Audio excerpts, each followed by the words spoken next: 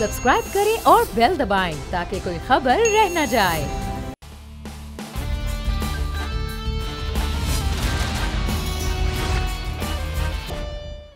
अस्सलामुअलैकुम। The special report with Mudassar Iqbal के साथ हाजिर खिदमत है। नवाज शरीफ की वापसी के हवाले से इस वक्त बहुत ज़्यादा बात हो रही है। कहा जा रहा है कि हिफाजती ज़मानत भी लेकर आएंगे, सरेंडर भी करेंगे और उनका जलसा भी होगा। मियाँ नवाज शरीफ की वापसी क्या इस वक्त पाकिस्तान जिस सिचुएशन में है वो निकालने की सलाहियत रखते हैं? इस सिचुएशन से क्या जो PDM की हुकूमत 16 महीने की गुजरी है उसमें जो मेन लीड रोल था वो पाकिस्तान मुस्लिम लीग नून के पास था, तो मियाँ शहबाज शरीफ उस 16 महीनों में इस मुल्क को यहाँ से निकाल पाए हैं? ये एक बड़ा अहम मामला है और सारा फोकस ये समझा जा रहा है कि पाकिस्तान मुस्लिम लीग नून के जो कायद मियाँ नवाज शरीफ साहब हैं उनके वापस आने के बाद ठीक हो जाएगा। तो क्या वाकई ऐसा मुमकिन है? फिर लेवल प्लेइंग फील्ड के हवाले से मुसलसल बात की जा रही है इस वक्त पाकिस्तान पीपल्स पार्टी, और फिर ये कह रहे हैं कि इलेक्शन करवाए जाएं। बार बार बिलावल भुट्टो ने कहा कि सिर्फ एक जमात है जो बात कर रही है कि इलेक्शन वक्त पर करवाए जाएं। मुस्लिम लीग नून इस वक्त लाहौर में मुतहर्रिक है। बहुत से सवालात किए जा रहे हैं कि इस वक्त मुस्लिम लीग नून के मामलात किस जानिब बढ़ेंगे। बहरहाल हम बात करेंगे, हमारे मौजूद हैं बैरिस्टर आमिर हसन साहब। बहुत शुक्रिया बैरिस्टर साहब आपके वक्त का, और हमें ज्वाइन किया है इस वक्त सीनियर सहाफ़ी, तज्ज़ियाकार और एडिटर इन चीफ बोल नज़ीर लगारी साहब ने। बहुत शुक्रिया नज़ीर लगारी साहब आपके वक्त का। लगारी साहब आपसे पहले तज्ज़िया ले लेते हैं, फिर मैं चाहूँगा कि लाहौर में एक्टिविटीज़ हो रही हैं नून लीग की, तो पाकिस्तान पीपल्स पार्टी भी लाहौर में खासी मुतहर्रिक है, तो बैरिस्टर साहब की जानिब जाएंगे। लेकिन मियाँ नवाज शरीफ साहब की जो वापसी का पूरा एक प्लान और पूरी चीज़ें हो रही हैं, और उनका एक दिन बयानिया एक होता है कि बाकायदा इन लोगों का एहतसाब होगा, वो जनरल फैज़ की बात करते हैं, वो जनरल बाजवा की बात करते हैं, अगले दिन वो बयानिया वापस होकर सिर्फ 9 मई तक रह जाता है। ऐसे बयानिया और इन चीज़ों में मियाँ नवाज शरीफ की वापसी होगी तो क्या होगी सर?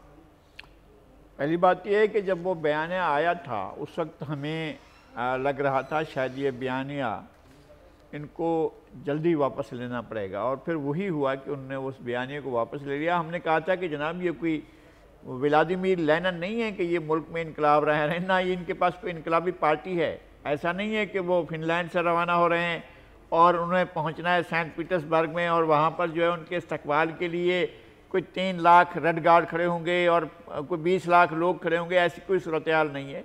ये तो लोग वही होंगे जिनको आप लाएंगे, और जिस तरह से अभी ड्यूटियां लग रही हैं कि 500-500 जो नहीं लाएगा, हम तो ऐप से मालूम करेंगे कि कौन कितने आदमी लाया है, और उन आदमियों को लाने का भी हम वो हिसाब किताब रखेंगे। वो हिसाब किताब रखेंगे, एक आदमी का तो हिसाब किताब रखा जाएगा कि कौन आया है, किस तरह आया है, कौन लाया है, किस तरह लाया है, ये सारा कुछ तो होगा। उन्हें बहरहाल जो बुनियादी चीज़ें जिन पर वो इसरार कर रहे हैं वो होनी चाहिए, इससे हमें इख्तिलाफ नहीं है। हम ये कहते हैं कि पाकिस्तान में इदारों की अपना अपना दायरा कार है, अपने अपने दायरा कार में रहें, वो बिल्कुल ठीक कहते हैं। लेकिन ये दायरा कार ये भी नहीं है कि कोई फ़र्द वाहिद अमीरुल मोमिनीन बनना चाहे और बनने की कोशिश करे, तो भी नहीं है ऐसा। ना तो अथॉरिटेरियनिज़म आनी चाहिए। जमहूरियत होती है, जमहूरियत के अंदर सबसे बड़ी बात ये होती है कि डायलाग होता है, गुफ्तगू होती है, दलील होती है, और आप दलील देते हैं, रद्द दलील होती है, और उसके बाद ख़ास तौर पर यह चीज़ होती है कि आप डिलीवर करते हैं। और अगर डिलीवरिंग डेमोक्रेसी नहीं है तो फिर आपके पास यही हालत होती है जो इस वक्त हो रही है।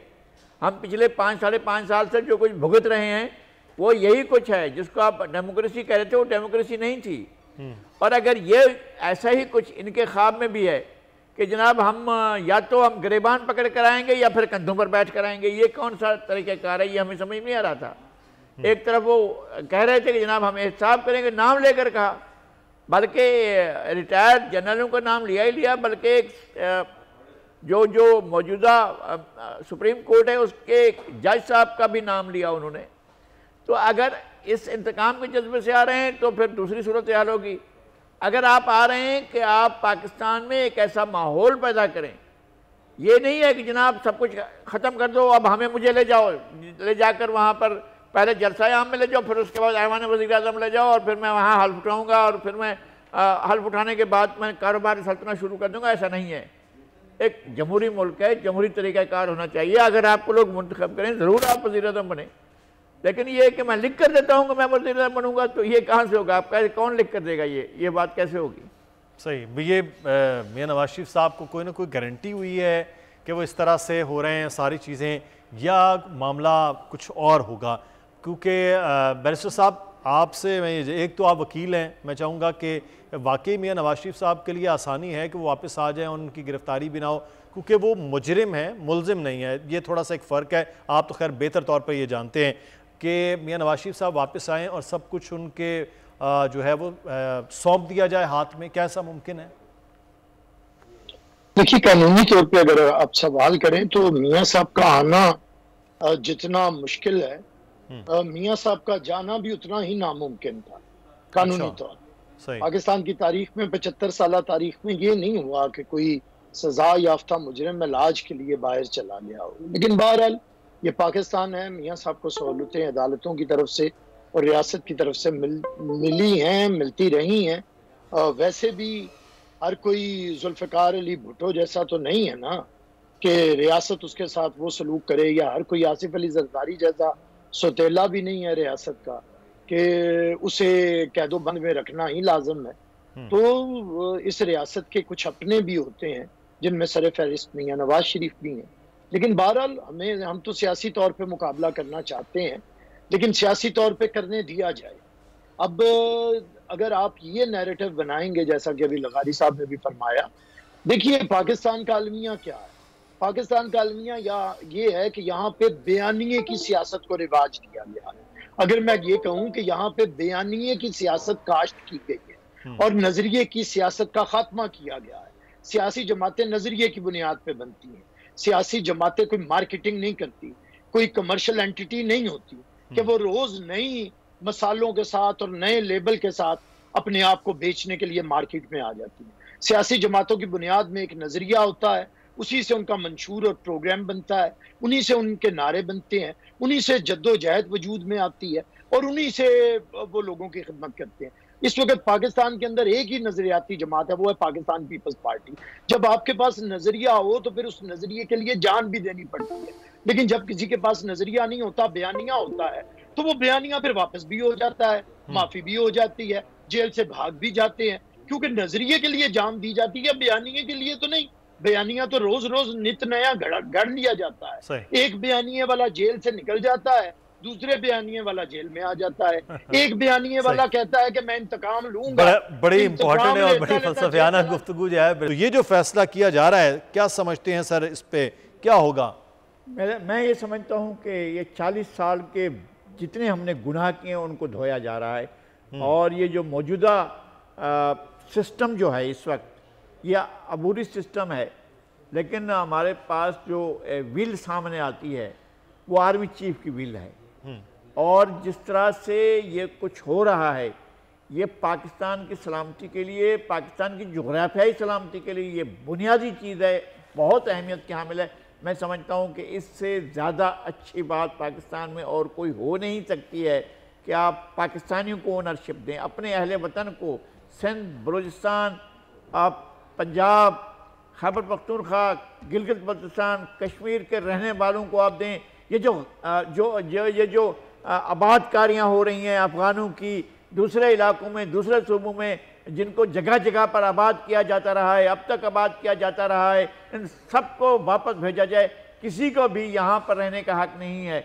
और पाकिस्तान कब तक किसी की कुर्बानियाँ देगा? बिल्कुल। किस लिए आखिर हम पाकिस्तान के शहरी अपनी जानों की कुर्बानियाँ दे रहे हैं? किस लिए? इसलिए कि वो एक नजरिया लेकर आए, अपना ख्याल लेकर आए, अपना तस्वुर लेकर आए और यहाँ पर बम फोड़ दें और लोगों को कहें कि जनाब इस तरह करना ठीक है, इस तरह करना ठीक नहीं है। आप कौन होते हैं हमें डिक्टेट करने वाले? पाकिस्तान की सोसाइटी को, पाकिस्तान के नैरेटिव को, पाकिस्तान के लोगों को, पाकिस्तान के बिलीफ को, पाकिस्तान के यकीन को, पाकिस्तान की रियासत को, पाकिस्तान के आइन को, पाकिस्तान की पार्लियामेंट को, पाकिस्तान के अदलिया को आप कौन होते हैं डिक्टेट करने वाले? कोई और गैर मुल्की कौन होता है डिक्टेट करने वाला? वो कौन होता है या पाकिस्तान के लोगों को कहे कि जनाब हम अपना नुक्ता नज़र इस मुल्क पर थोपना चाहते हैं? नहीं हो सकता है ऐसा। ये जो बिल्कुल ये विल सामने आई है, पाकिस्तान की इस्टेब्लिशमेंट की विल है, मैं इस विल को वेलकम करता हूं। मैं समझता हूं पूरे पाकिस्तान के लोगों को वेलकम करना चाहिए। ये बहुत बड़ी अच्छी बात है। एपेक्स कमेटी के बाद जो चीज़ें आई हैं, ये पहली बार ऐसा हो रहा है कि एक ठीक मसले की ठीक निशानदेही की गई है। इस पर अगर मगर का मामला जो है लगारी साहब बड़ा एक अहम आपने बात की है कि ये विल का अगर मगर के मामलात और इधर और उधर की बातों से ज्यादा बड़ा स्ट्रेट फॉरवर्ड जो काम हो रहा है, ये एक बड़ा अगले आने वाले दिनों में बेहतर होगा, जिसके असरात इब्तदाई तौर पर बिल्कुल छोटे छोटे नजर आए कि जिस तरह से स्मगलिंग रोकी गई, डॉलर की कीमत देख लीजिए किस तरह से नीचे आ रही है, जिस तरह से यहाँ अफगान ट्रांजिट ट्रेड की सूरत में जो कुछ हो रहा था पाकिस्तान का नुकसान है। अगर ये इकदाम हो जाए जिसका आज फैसला किया गया है, जिसका ऐलान भी कर दिया गया 1 नवंबर यानी कि 1 महीना, फिर तो बेहतरी की जानिब रास्ते निकलना आसान हो जाएंगे। आपकी सारी की सारी मुसीबतें हल होती नजर आ रही हैं। यह है सूरत हाल पाकिस्तान में इस वक्त। ये नजर आ रहा है हमें कि अगर हम इससे जान छुड़ा लेते हैं, भाई आप जाने, आपका मुल्क है अफगानिस्तान, जाने अफगानिस्तान के लोग जाने, वहाँ की हुकूमत जाने, वहाँ भाई हमने नहीं ठेका लिया है कि हम अफगानिस्तान की जंग में कूद पड़े और कहें कि जनाब हमने वहाँ की जंग लड़नी है। आप लड़ना है, अपने अमेरिका से लड़ना है, रूस से लड़ना है, किसी से लड़ना है, जाके लड़ते रहो। पाकिस्तान का इस मामले से कोई ताल्लुक नहीं होना चाहिए, नहीं होना चाहिए था और अब भी किसी किस्म का ताल्लुक नहीं होना चाहिए। उनकी मैशत कमज़ोर है, वो अपनी मैशत को ठीक करे ना। ये क्या बात हुई कि यहाँ से बोरियाँ भरकर डॉलर ले जाएं, ये कौन सा तरीका है? हमारे यहाँ डॉलर जो है वो 300 तक चला जाए और उनके यहाँ जो 80 रुपये तक 80 अफगानी पर खड़ा है। अफगानी भी शायद अब डॉलर हो गया है, अफगानी डॉलर कहलाता होगा। लेकिन ये कि हमें तो ये मालूम है कि एक दफ़ा मैंने खुद जाकर ये 3000 के 2.5 लाख अफगानी लिए थे। अब अफगानी करेंसी ज़्यादा स्टेबल है और हम जो है हमारे यहाँ ये सूरत हाल है, हमारे यहाँ ब्रेन ड्रेन हो रहा है, हमारे आला तरीन जहन इस मुल्क से निकल रहे हैं, जा रहे हैं, हमारी स्किल्ड लेबर जा रही है यहाँ से। तो हम पाकिस्तान में क्या करेंगे? हमारे यहाँ तामीर का कौन सा शोबा छोड़ दिया गया है कि पाकिस्तान के लोग इसकी तामीर करेंगे? पाकिस्तान को अपने वसाइल की ओनरशिप लेना चाहिए, अपनी आबादी की ओनरशिप लेना चाहिए। पाकिस्तान को ये नहीं कहना चाहिए कि दुनिया के दूसरे मुल्कों के लोग आकर पाकिस्तान के वसाइल पर कब्जा करें या उन पर लें। पाकिस्तान के वसाइल पाकिस्तान के लिए हैं, पाकिस्तान का सोना पाकिस्तान के लिए है, पाकिस्तान का जो भी मादनियात हैं वो पाकिस्तान के लिए हैं, पाकिस्तान का तेल, पाकिस्तान का जो गैस है, ये सब कुछ पाकिस्तान के लिए। पाकिस्तान को एक्सप्लोर करना चाहिए, आगे बढ़ना चाहिए। ये मुल्क तरक्की कर सकता है, बहुत आगे जा सकता है, इस रीजन का बहुत बड़ी जो है वो ले सकता है। इस मुसीबत से जो हमने अपने गले में डाल रखी है पिछले 40-45 साल से, इससे जान छुड़ानी है भाई। हमारा नहीं है जो कुछ भी आप अफगानिस्तान में करें, ये आपका नुक्ता नजर है, अफगानी अवाम का है। जो अफगानिस्तान के अंदर रहते हैं वो हमारे भाई हैं, हमारे दिल के करीब हैं।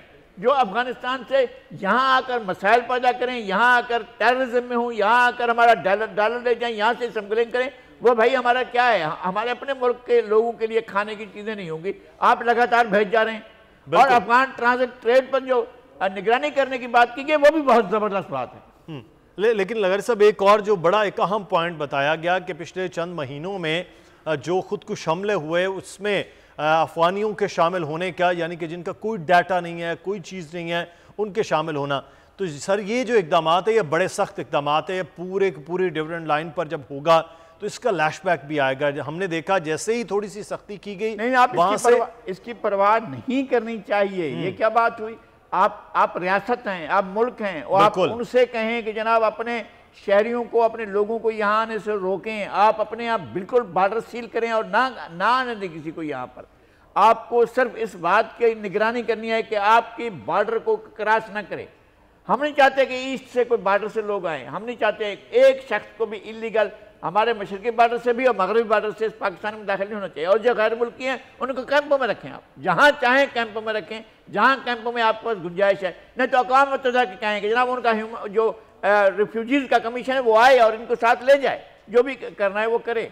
लेकिन ये क्या बात हुई कि पाकिस्तान अजाब भुगते, अपने लिए एक जहन्नुम को हासिल करे? यानी मुसलसल हमारी सोसाइटी पर, हमारे क्या हुआ, पूरे के पूरे ग्रेजन पर हमले होते रहे, हमारे पुलिस के जवान शहीद हुए, हमारे बच्चों को मारा गया। एपीएस में क्या हुआ? जी हाँ, हमारे बच्चे मारे गए। और हम इनके लिए क्या? और फिर ये कि ये शहजादे बनकर करें। हमने इनसे डायलॉग करके देखा है, आपने गलत किया वो फैसला, जिसने भी किया था वो गलत फैसला था कि जनाब इनके साथ डायलॉग हो सकते हैं। कोई डायलॉग नहीं हो सकता है। मेहरबानी करें, अपने घरों को वापस जाएं, अपने मुल्क को वापस जाएं। पाकिस्तान के लोग अपने मामलात को खुद हल करेंगे, खुद हल करना चाहिए। पाकिस्तान के अंदर लोगों के अंदर स्किल मौजूद है। ये जो इजलास हुआ है पैक्स कमेटी का, मैं समझता हूँ कि एक रोशनी की एक साफ हमें नजर आ रही है, एक रोशनी की किरण नजर आ रही है। यहाँ से ही असल मसले का जो बुनियाद की तशखीस कर ली गई, अब इसके ऊपर आपने इस मसले को हल करना है। असल बात ये थी कि अब हम इसकी तशखीस करने को सीरियस नहीं थे। हम समझते थे पाकिस्तान की इस्टेब्लिशमेंट इसको अपने गले में खुद ही डाले हुए है। अगर पाकिस्तान की सिक्योरिटी के लोग यहाँ तक ये बात सामने आई है कि अगर स्मगलिंग में या इस तरह की वारदातों में सिक्योरिटी के लोग भी मुलविस हो गए तो उनका कोर्ट मार्शल होगा। यह होना चाहिए और ताकि यह मामला ख़त्म हो। इसमें कोई गुंजाइश नहीं है। हमने औरों का अज़ाब अपने गले में नहीं लेना है। बिल्कुल। और एक बड़ा अहम पॉइंट जो आज हमने अपने हेडलाइन में भी बता रहे थे लगारी साहब कि चीफ ऑफ आर्मी स्टाफ ने उस वक्त ये बात की कि पाकिस्तान के किसी शहरी की जो जान है वो किसी दूसरे मुल्क के मफाद से भी ज़्यादा अजीज़ है, ज़्यादा अहम है। ये एक बड़ा अहम पॉइंट है कि जब चेक पोस्टें बनाई जा रही हैं, चीज़ों को रोका जा रहा है, तो फिर ऑब्वियसली ये इस किस्म के वाक़यात तो बहरहाल होंगे, लेकिन उसको रोकने के लिए जिस तरह जोर लगाया जा रहा है वो अहम है। लेकिन एक चीज़ यहाँ पर जो मनशियात के हवाले से कल एक रिपोर्ट थी लगारी साहब, जिसमें अफ़गानिस्तान के रिपोर्ट ये बताई गई तकरीबन 80% जो मनशियात है वो वहाँ तैयार हो रही है तालिबान के होते हुए भी, और उसके बाद ये सबसे बड़ी मंडी जो है वो पाकिस्तान के रास्ते पे जाएगी। तो पाकिस्तान के नौजवान तो सर 80 की दिहाई में भी जो हेरोइन है उसका आज तक खमियाजा भुगत रहा है। ये भी एक बड़ा जरूरी, इस पर जो फोकस किया गया इसमें भी आज जिक्र किया गया है बाकायदा कि मनशियात के खिलाफ भरपूर कार्रवाई की जाएगी। बहुत बड़ी डेवलपमेंट है ये बहुत बड़ी डेवलपमेंट है कि पाकिस्तान अपने कोर इश्यूज को न सिर्फ ये आइडेंटिफाई कर रहा है बल्कि एड्रेस करने का अज़्म का इजहार कर रहा है।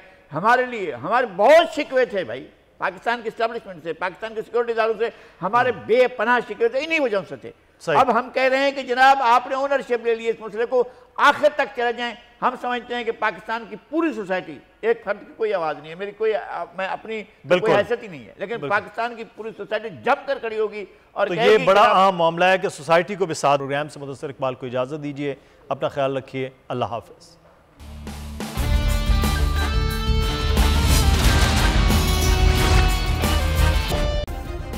सब्सक्राइब करें और बेल दबाएं ताकि कोई खबर रह न जाए।